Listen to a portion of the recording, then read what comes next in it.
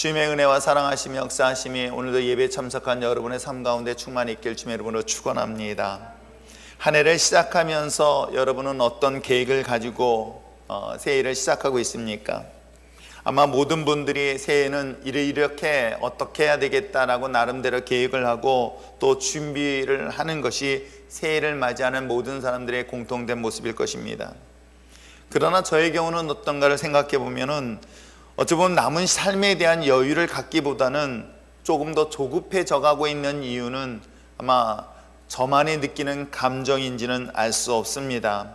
그 이유는 무엇일까 생각해 보니까 내 인생의 결산의 때가 점점 다가오고 있다는 사실을 더 깊이 느끼게 되어지기 때문에 내 인생의 마지막 부분을 어떻게 아름답게 정리할 것인가, 삶을 마무리할 것인가를 항상 고민하다 보니 더 마음속에 초조함으로 다가오는 것 또한 사실이기도 합니다.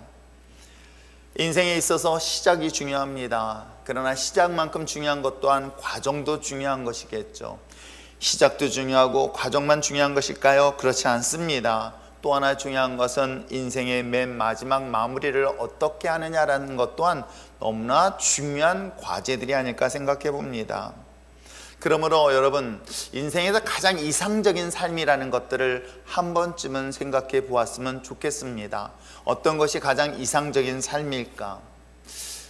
여러 사람들을 만나다 보면, 여러 사람들을 대하다 보면, 여러 사람들과 같이 이야기를 나누다 보면 어떤 것에 묶여서 살아가는 사람들도 또한 의외로 많이 있습니다. 그래서 그런 삶의 특징들을 보면 만 위한 사람들이 있어요. 그 얘기는 뭐냐면 과거에만 묶여서 사는 사람이 있습니다.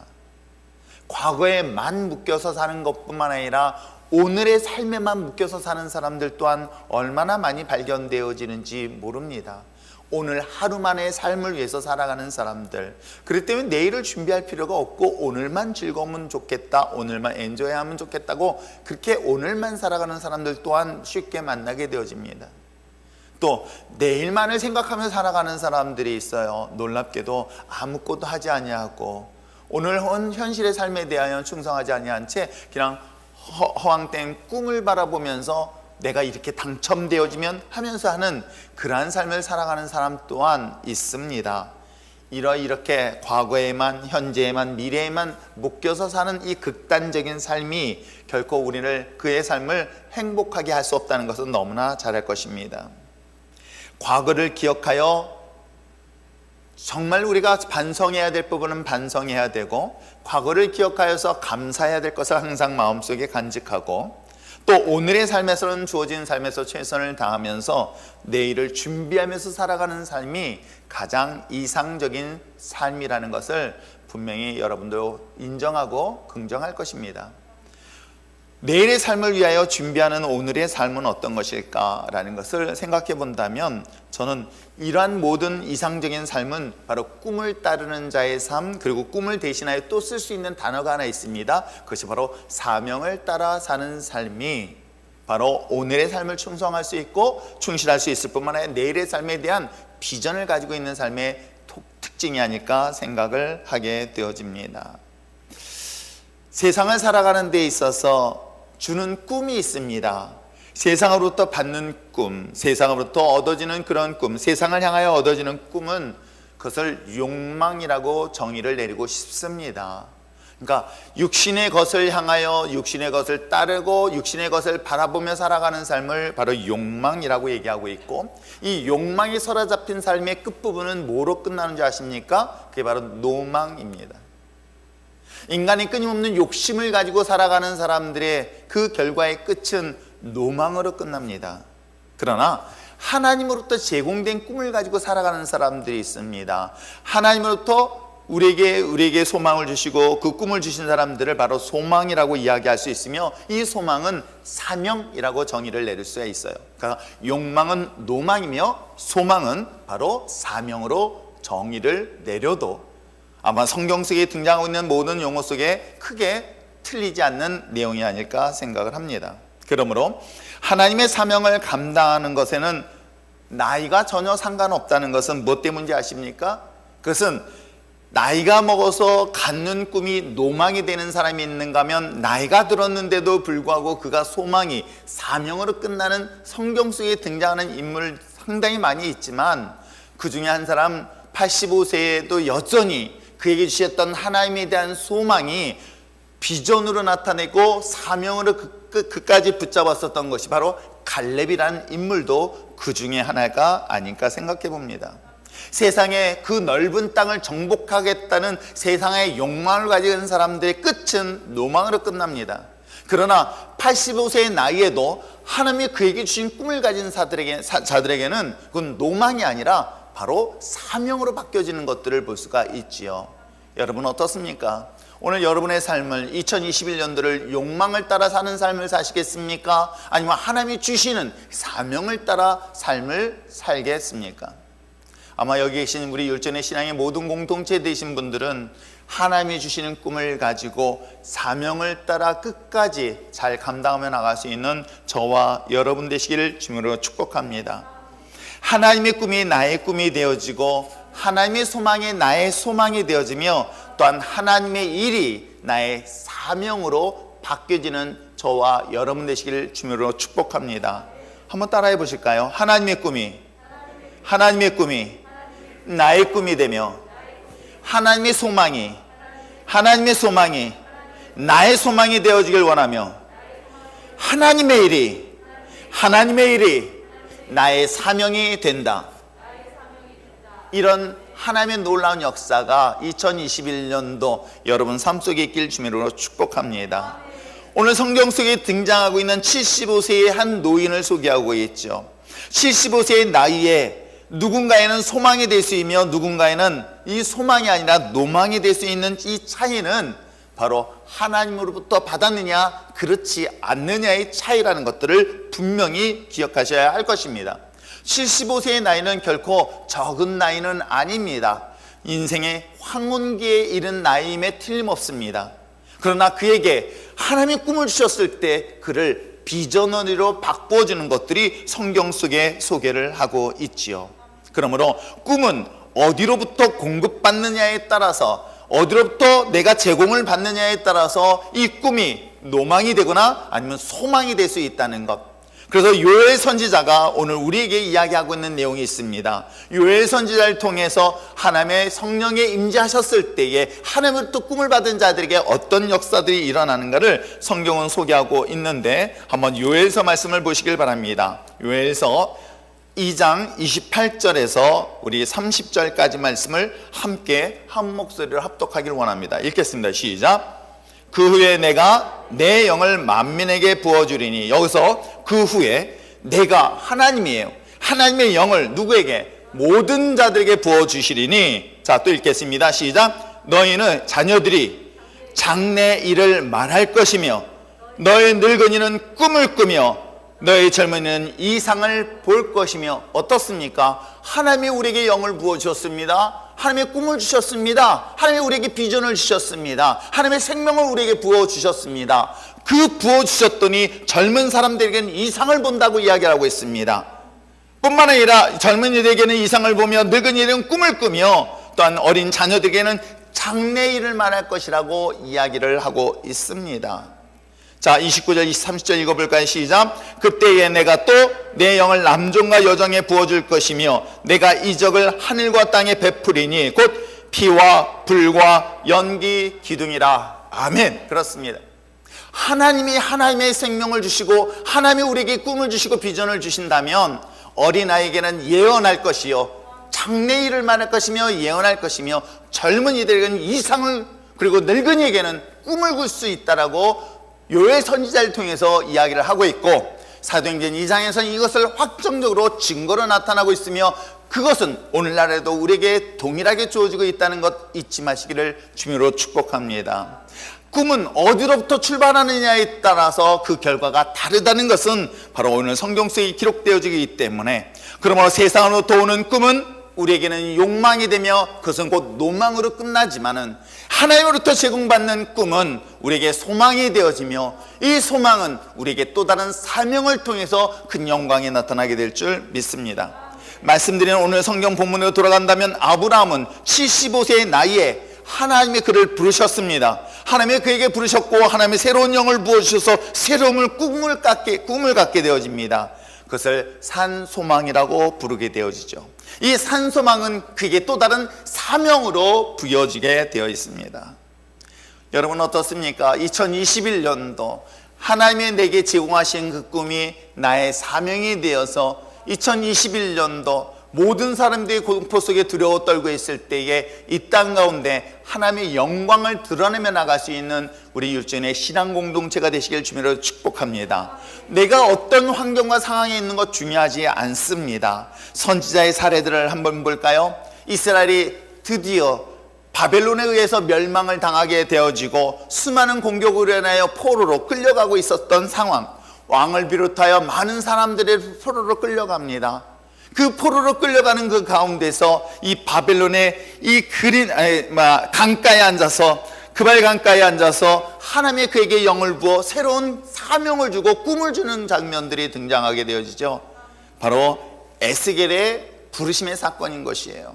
비록 그는 포로로 끌려갔습니다. 환경과 상황은 비참했습니다. 환경과 상황은 그의 끝이 비전을 볼 수 없는 상황인데도 불구하고 이 그발강가에 있었던 에스겔에게 하나님의 영을 부어서 또 다른 사명을 주신 것처럼 사랑하는 성도 여러분, 2021년도 하나님이 여러분을 부르시고 또 이 여러분을 부르신 그 하나님의 거룩한 백성들에게 주신 꿈이 오늘 2021년도 여러분의 사명이 되어서 우리 생명에 닿는 날까지 주의 영광의 도로 쓰임받는 거룩하고 축복된 한 해가 되어지기를 주님으로 축복합니다.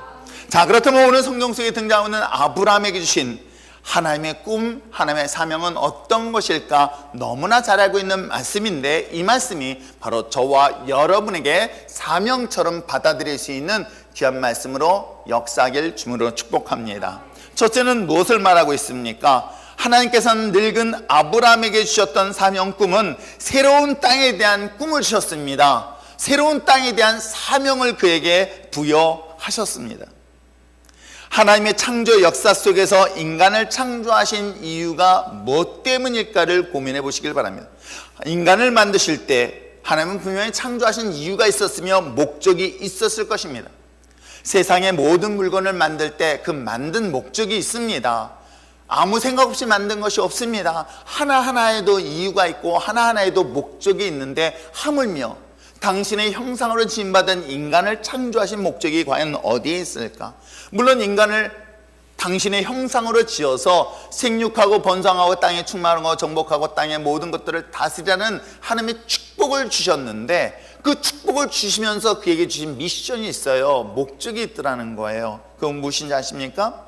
창세기 2장의 말씀을 한번 돌아보시길 바랍니다. 자, 창세기 2장 4절부터 6절까지 말씀을 한번 여러분 읽어보시길 바랍니다. 2장 4절부터 6절까지 읽겠습니다. 시작.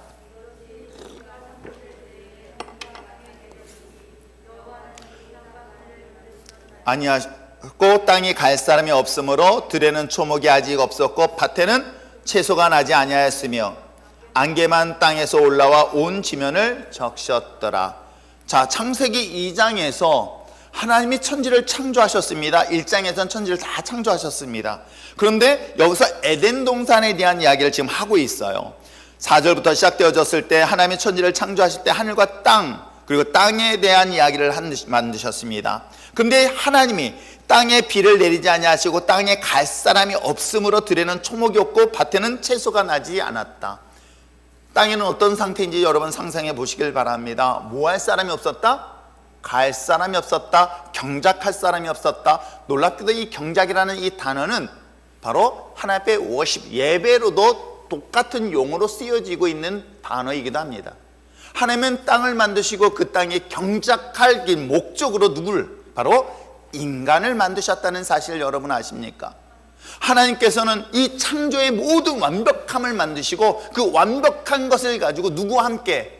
바로 인간을 만드시고 인간과 함께 이것을 완성시키길 원하셨던 것이 바로 하나님의 땅을 만드시고 인간을 창조한 주된 목적이 바로 성경 속에 소개를 하고 있는 것입니다. 그러므로 땅은 하나님의 위대한 계획을 완성시키는 데 있어서 중요한 도구가 되어지며, 이 도구에 바로 인간이 함께 하나님과 함께하길 원했던 것이 바로 창세기에 나타난 이야기이기도 합니다. 하나님의 꿈을 인간을 통해서 완성시키는 것, 하나님의 꿈이, 하나님의 계획이, 하나님이 가지고 있는 그 사명이 인간을 통해서 이 땅에 완성시키길 원하신 것이 하나님의 계획이었고 꿈꾸는 것이기도 했습니다. 하나님께서는 갈대아 우르에 살던 아브람을 부르셨습니다. 그리고 하나님께서 그에게 새로운 땅에 대한 사명을 주시고 그곳을 향하여 떠나라고 명령하고 있는 것입니다. 이것은 단순히 장소만의 이동을 의미하는 것이 아닙니다. 가끔 교회를 옮기거나 또 등등의 이유를 하기 위해서 이 말씀을 가지고 이용하는 사람들 또한 상당히 많이 있습니다. 그러나 사실은 이 본문의 말씀은 단순히 내가 교회를 옮기거나 장소를 옮기거나 하는 그런 목적의 뜻이 아닙니다.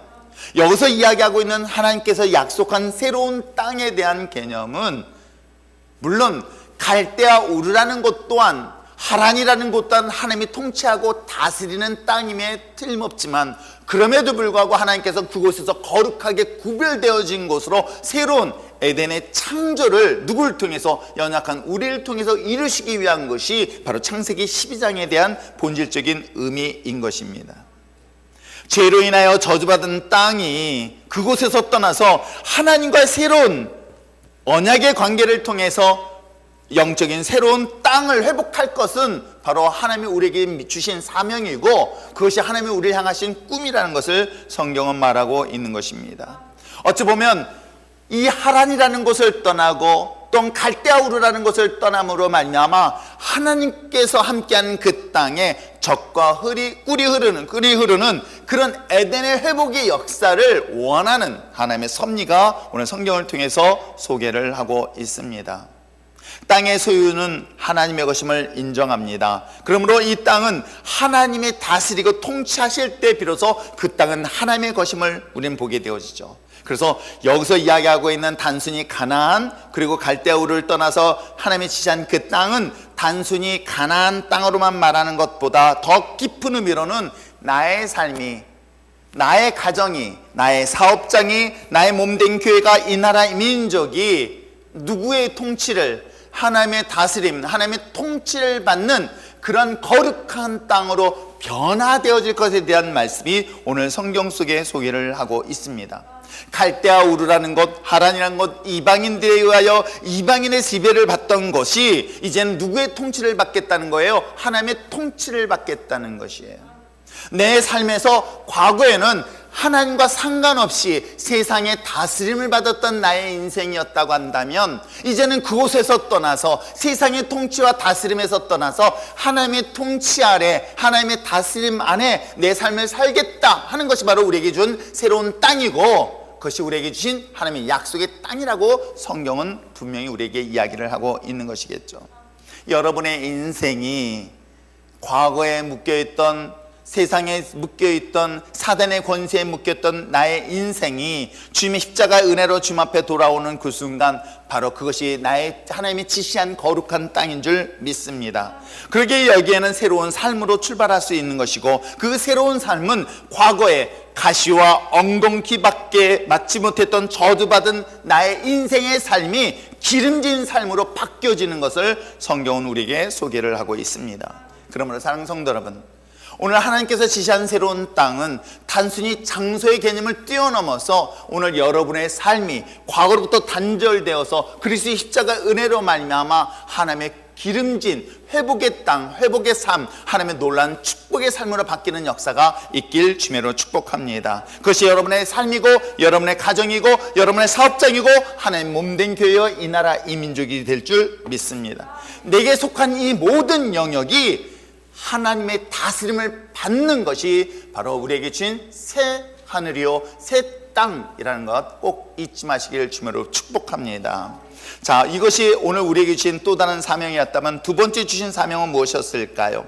늙은 아브라함에게 주신 새로운 꿈, 사명은 바로 큰 민족을 이룸에 대한 꿈이요 사명을 주셨다는 것입니다. 여기에서의 단순히 큰 민족이라는 것은 숫자적 개념으로만 이해하기보다는 오히려 위대한 민족으로 세우시겠다는 또 다른 의미가 이 안에 포함되어져 있습니다. 하나님께서는 단순히 외적인 것만으로 해서 우리가 이야기하는 큰 민족 그 숫자를 말하는 것보다도 또 더 중요한 것은 우리 개개인 한 사람 한 사람을 어떻게 위대한 하나님의 사람으로 높이시고 세우시겠다는 것 또한 하나님의 꿈이었고 그 꿈이 우리의 사명이 될 줄 믿습니다. 하나님의 놀라운 계획 속에 살펴보면 하나님의 계획, 하나님의 뜻, 하나님의 놀라운 꿈은 작은 자를 통해서 높은 자를 부끄럽게 하시는 하나님의 놀라운 역사와 기적이 성경 속에 수없이 소개하고 있는 것 여러분 아시겠죠? 무명한 자를 통해서 또는 하나님은 그를 유명하게 세우신 것 또한 성경 속에 수없이 기록되어져 있는 것 여러분 아실 것입니다. 어쩌면 아브라함도 무명의 한 사람이었을 것입니다. 그런데도 불구하고 하나님은 당신의 꿈을 통해서 그에게 부어주셨고 그 꿈이 마침내 그를 위대한 한 사람으로 세워주신 것들을 성경을 소개하고 있습니다. 어디 아브라함뿐이겠습니까? 우리가 잘 알고 있는 다윗도 그 중에 한 사람 아닐까요? 모세도 그 중에 한 사람일 것입니다. 지극히 작은 자였습니다. 무명한 자였습니다. 그러나 하나님은 그를 위대한 인물로 세워주시겠다라고 성경은 약속하고 있으며 그 약속의 말씀이 그들의 삶 속에 성취되어지는 것을 성경은 끊임없이 우리에게 이야기를 하고 있습니다. 그럼 어떻습니까? 오늘 이 약속의 말씀이 단순히 아브라함에게만 제한되어 있을까요? 아니면 모세나 아니면 다윗에게만 제한되어 있을까요? 그렇지 않습니다. 이 말씀을 아멘으로 소유하고 받아들인 저와 여러분 또한 비록 세상에서는 무명하고 세상에서는 무식하고 세상에서는 가진 것 없지만 하나님의 꿈을 내가 갖는 순간 하나님은 나를 위대한 한 거룩한 사람으로 세우시겠다는 그런 놀라운 역사를 반드시 경험하게 될 줄 믿습니다. 여러분, 사기꾼에게 선택을 받았다고 생각해 보세요. 내 인생이 사기꾼에게 선택을 받았다면 내 있는 모든 것들을 다 잃어버리고 나야 비로소 나는 그 억압부터 풀려날 것이에요. 그러나 하나님이 선택한 사람은 어떨까요? 하나님의 선택은 사기꾼의 선택과 전혀 다르다는 것을 볼 수 있지 않을까요? 하나님은 아브라함을 선택했을 때 그 아브라함의 선택에게 있어서 그에게 새로운 땅으로만 끝난 것이 아니라 그를 위대한 하나님의 사람으로 세우시는 것은 하나님의 놀라운 계획 속에 포함되어 있다고 한다면 그 선택은 바로 저와 여러분인 줄 믿습니다. 저와 여러분을 하나님께서 선택하셔서 저와 여러분을 이 자리에 세우신 줄 믿습니다. 이 세우신 저와 여러분을 통해서 하나님의 위대한 민족으로 세우시겠다는 그 약속의 말씀이 나의 꿈이 되어지고 나의 사명이 되어질 줄 믿습니다. 이 말씀을 2절에서 이야기하고 있기에 이 말씀을 여러분의 소유하는 마음으로 큰 소리로 읽어보시길 부탁드립니다. 읽겠습니다. 시작. 내가 너로 큰 민족을 이루고 내게 복을 주어 내 이름을 어떻게 하겠다? 창대하게 하리니 너는 복이 될지라. 아멘. 그렇습니다. 비록 세상에서는 돈도 없고 백도 없고 힘도 없고 능력도 없을 수 있습니다. 세상의 기준으로 본다면 가진 것이 없는 연약한 존재일 수 있습니다. 그러나 하나님께서는 우리를 선택하실 때 그가 가지고 있는 배경을 보고 선택하지 않았습니다.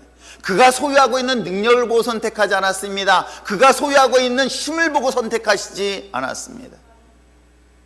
인간의 눈으로 볼 때는 그래 이 정도 되는 사람은 분명히 하나님이 위대하게 사용하실 거야 라고 인간적 눈으로 판단하지만 하나님이 보시는 눈은 전혀 다르다는 것은 다윗을 선택하는 과정을 보면서도 충분히 알 수 있지 않을까요?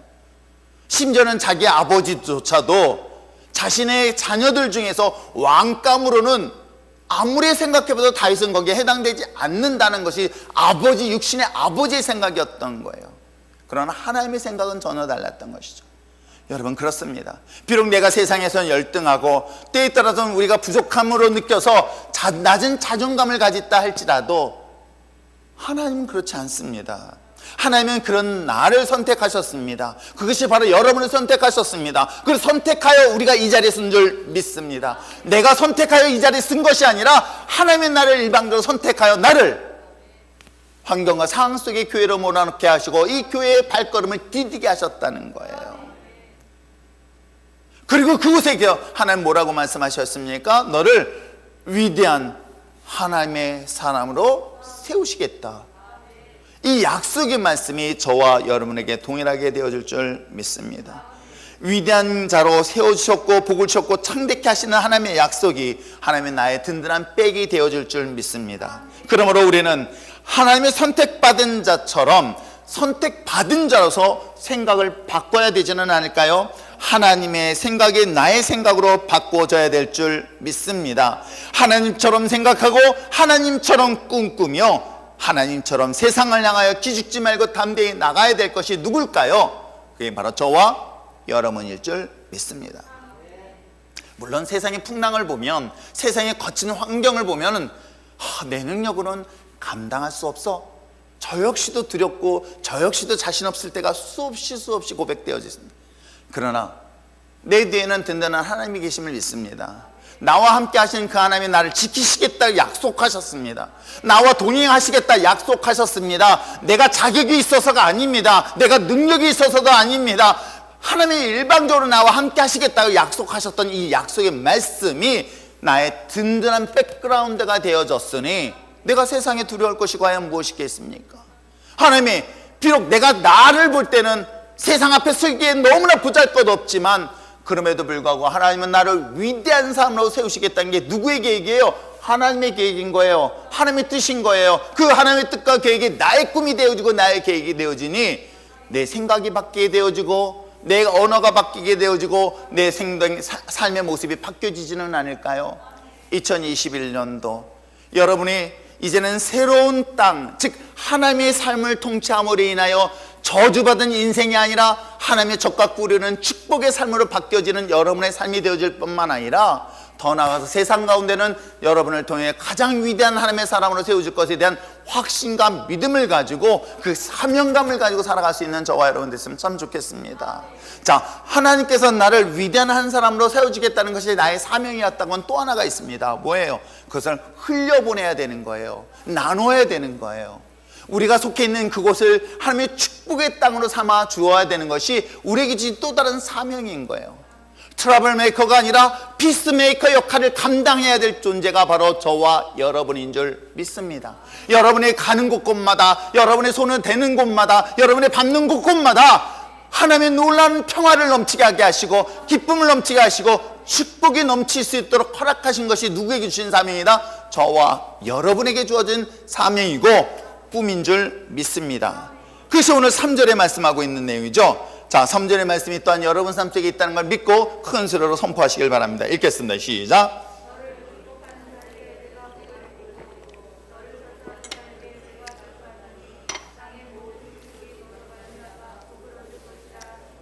아멘. 그렇습니다.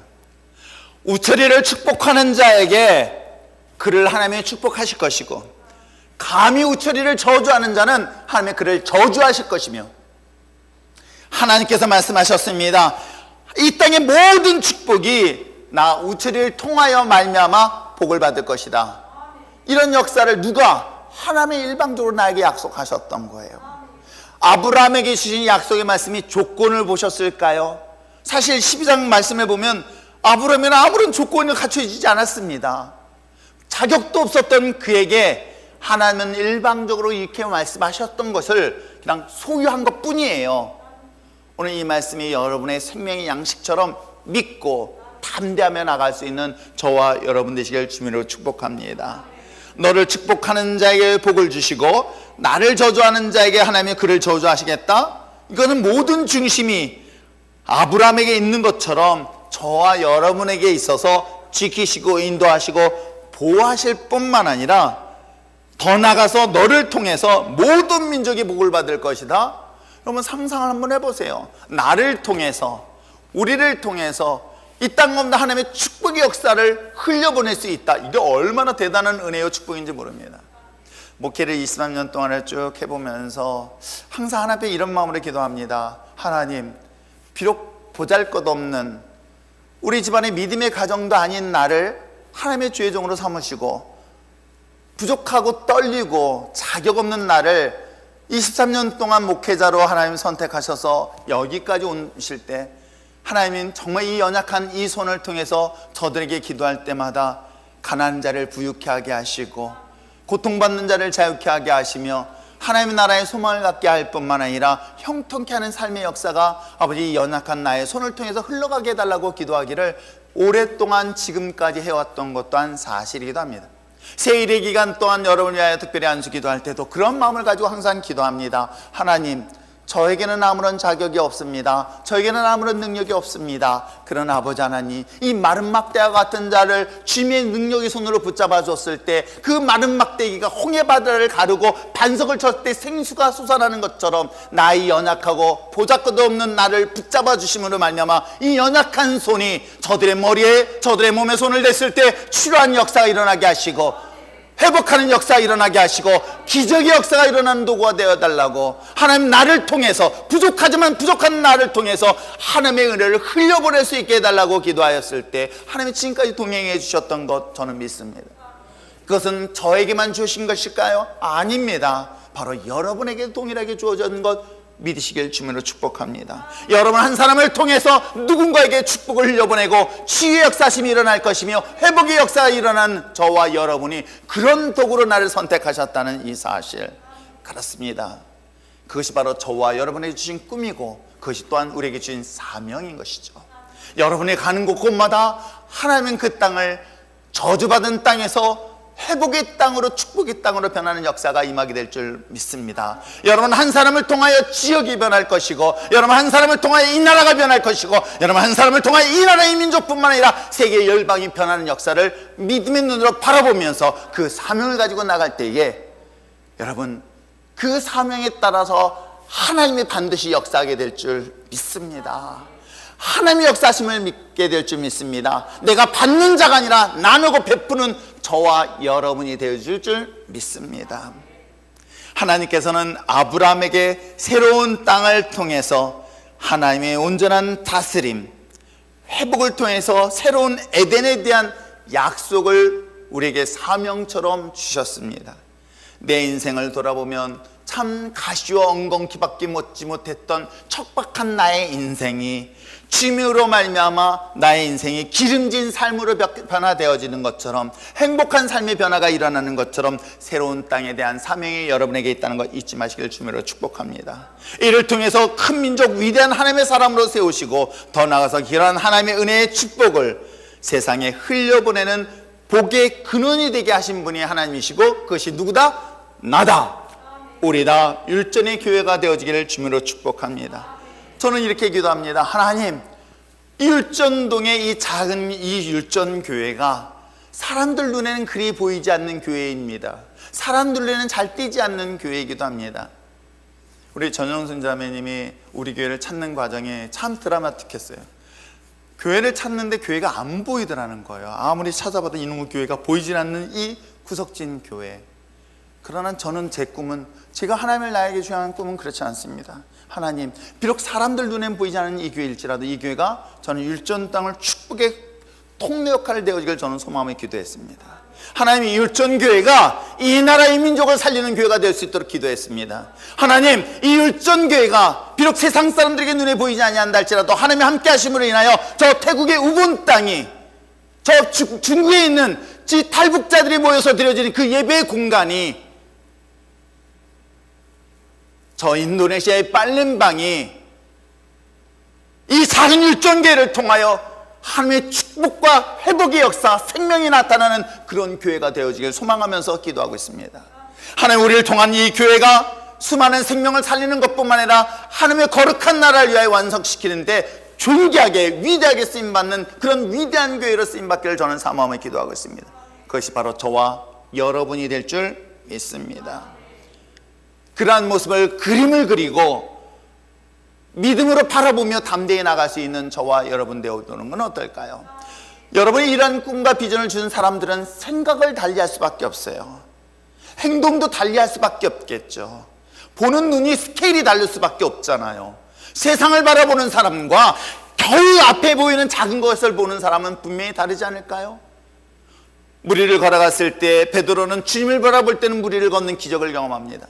그러나 자기 눈앞에 보이는 환경과 상황을 볼 때는 물에 빠지는 그런 비참한 결과를 준다면, 여러분, 오늘 이 창세기 12장 1절부터 주신 이 말씀이 오늘 내 생명의 약속의 말씀이 되어서 그것이 나의 사명이 될 것이고 그 사명을 누가 주님이 주셨기에 주님이 다 감당하게 될 걸 믿습니다.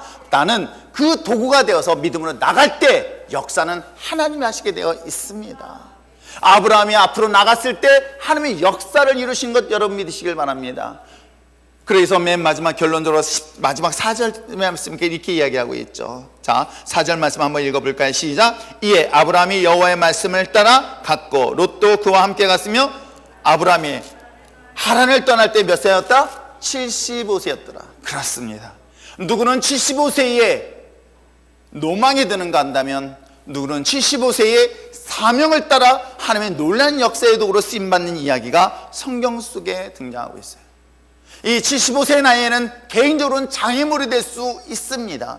그러나 하나님이 우리에게 주신 소망은, 하나님이 주신 비전은, 하나님이 주신 사명은 이건 장애물이 될 수 없음을 볼 수 있습니다.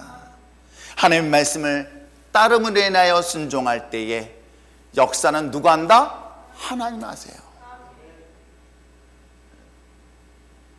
믿음으로 순종할 때에 하나님의 기적을 나타내십니다.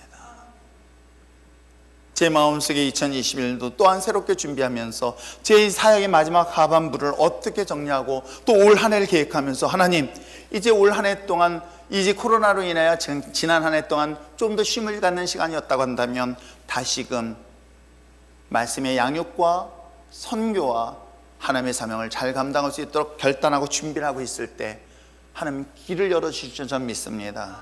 상황을 열어주실 줄 믿습니다. 여러분, 우리는 대부분의 사람들이 그러면 미리 두려워해서 안 될 것을 걱정을 해요. 그러지 마시기 바랍니다. 하나님이 함께 하시면 아브라함을 통해서 그 갈대우루, 그 다음에 하란을 거쳐서 약속한 가나안 땅까지 기적 가운데 인도하신 역사를 성경 속에 기록되어져 있다고 한다면 이 하나님의 놀라운 이 기적의 주신 축복의 역사의 말씀이 내 말씀이 되어서 2021년도 여러분 나 자신을 보지 마십시오. 내 뒤에 든든히 서 계시는 여호와 하나님을 바라보고 담대하게 발걸음을 내디십시오. 주의 사명을 따라 나가십시오. 하나님께서 그 가운데 놀라운 역사를 이루어지게 될 줄 믿습니다. 인생에 있어서 자기 뜻대로 살아가는 자들은 반드시 노망을 따르게 되어 있습니다. 그러나 하나님의 뜻대로 살아가는 자들에게는 그것이 소망이 되며 그것이 사명의 삶으로 바뀌게 될 줄 믿습니다. 왜 우리가 하나님의 말씀을 가까이 해야 될까? 그 이유는 그 말씀을 통해서 내가 누구인가를 발견할 것이고 그 나를 발견을 통해서 하나님의 뜻을 발견할 것이고 더 나아가서 하나님의 사명을 발견하는 역사를 반드시 경험하게 될 줄 믿습니다. 2021년도 오늘 하나님이 아브라함을 향하신 꿈과 계획이 그에게 사명이 되어서 역사를 이룬 것처럼 이 아브라함에 주셨던 이 약속의 말씀이 나의 사명이 되어지고 꿈이 되어지길 바랍니다. 그리고 그 꿈을 성취해 나갈 것을 믿고 그 어떤 것도 두려워하지 말고 담대하게 정복해 나갈 수 있는 저와 여러분 되어지를 주님으로 축복합니다. 여러분, 하나님의 치유하심을 믿음의 눈으로 바라보세요. 회복하심을 믿음의 눈으로 바라보세요. 적과 꿀이 흐르는 하나님의 놀라운 역사를 그림을 그리면서 사명을 따라 가십시오. 그것이 예배 자리요, 직분의 자리요, 선교의 자리요, 복음을 전하는 자리에 주님, 나를 주의 영광의 도로 삼아 주시옵소서 라고 결단하는 순간 하나님이 여러분의 삶을 잡으실 것입니다. 붙잡으시고 마침내 하나님의 영광의 도로 반드시 쓰임받게 될 줄 믿습니다. 목사인 저는 여러분 한 사람 한 사람 바라보며 기도합니다. 한 사람 한 사람 바라보며 하나님 이분을, 이 사람을, 이 어린 청년들을 이렇게 하나님 사용하여 주시옵소서 하고 항상 기도하고 있습니다. 그 기도의 역사들이 반드시 여러분 삶 속에 있다는 것 잊지 마시고 여러분 정말 세상에 그 어떤 것도 두려워하지 말고 승리해 나갈 수 있는 저와 여러분 되어서 정말 하나님의 영광이 우리 삶 가운데 있습니다라고 2021년도 고백하고 간증하며 찬양하며 나갈 수 있는 저와 여러분 되어지기를 주님으로 축복합니다. 기도하겠습니다.